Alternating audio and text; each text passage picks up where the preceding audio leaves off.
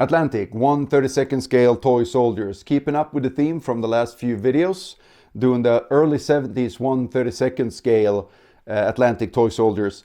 The reason for doing two in this video is that these are actually quite boring, and I didn't want to like bore you with two different videos, so we're just going to try to get through this together and not die of boredom while doing this. But anyways, two different sets. It looks like they would be World War II, both of them, but they're actually not. You'll see that later.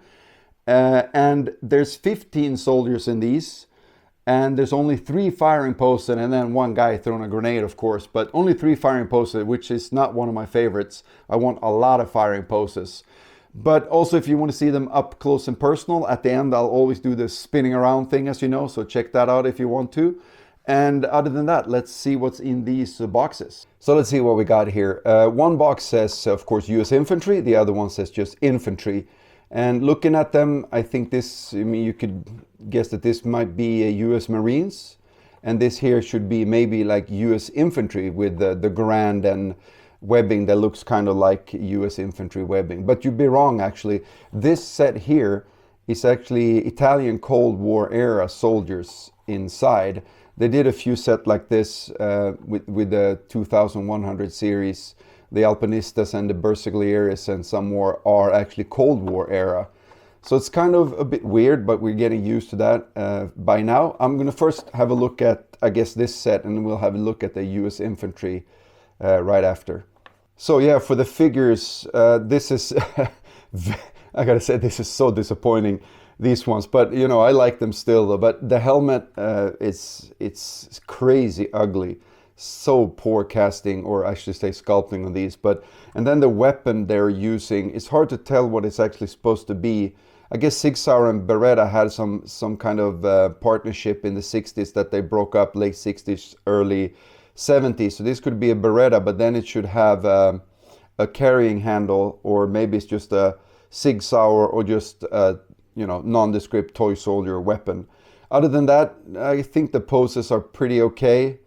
But again, there's only 3 firing poses, and this set only has 1, which is this guy here with the poor casting in the chest there. But firing up in the air with a tiny little pistol, holding his assault rifle in a really strange, yeah, I don't know. And this guy kind of just boring, holding his rifle up, holding onto his water bottle. I don't know if he wants it refilled or something, but yeah, oof. And then this one, a guy dying. I guess you have to be dead to put your head at this angle. I can't do it though, but maybe if you're a yogi or something. It's okay figure, I guess. And then this one is, I don't think this is strange, this is just boring. It's got this tiny little pistol back here, and on the other side, there's not much to this figure. A couple of ammo pouches and stuff, and I think he looks like he's almost screaming, placing the mine. I don't know why you would place a mine like that. You have to, you know, actually dig it down into the ground. And this guy, I guess, is in his dying moment, is actually clenching his buttocks. But yeah, and then other than that, not that exciting. Okay sculpts, and you know, with nice details on the uniform, and you know, some pretty exaggerated backpacks and water bottles and stuff, but very, what should I say, very generic, boring poses. But that's the Atlantic for you. Choices are made for weird reasons with this company. And also, this is one of the only sets that has doubles, because there's only, usually there's 1 of each pose, but this actually have 2 of each poses. So not only are they pretty bad, you get 2 of each bad pose. But maybe that's better than getting 10 poor poses. But like I always say, I still love Atlantic though, and I think they're a lot of fun.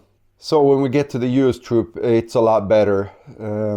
Helmets looks a lot more like the real thing, even with the strap up here in the front and everything. But again, pretty basic sculpts, very thin soldiers.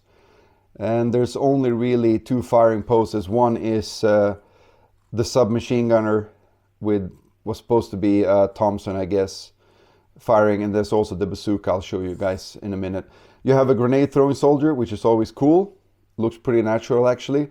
This guy, me and my son tried this out. He's got a, what do you call them? Car 98 replica, So we tried actually standing in this pose with the rifle like that, and it's very difficult. So I don't know is he moving or standing like that? It's very Atlantic strange anyways. And then you got just a regular GI running with his M1 Garand. Looks really cool. Very short M1 though.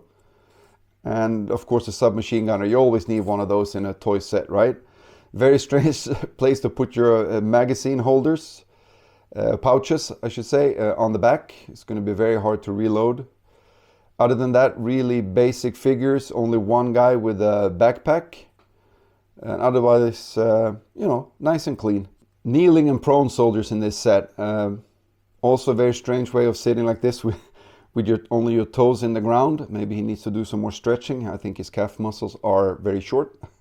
And then you have the bazooka, which is really cool. And you can actually, this is removable.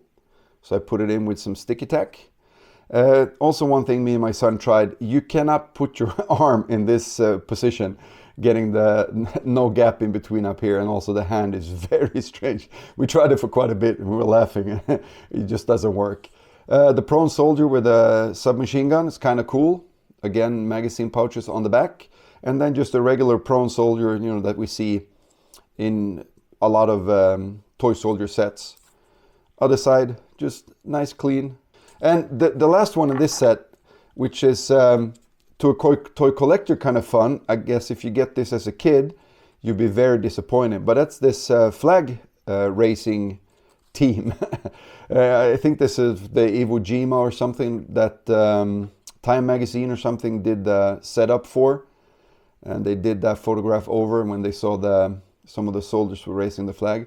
This is kind of cool collecting wise, but playing with as a kid, it's not that much fun at all. Oh yeah, and also one thing, this is also a set that came in 2 different colors at least.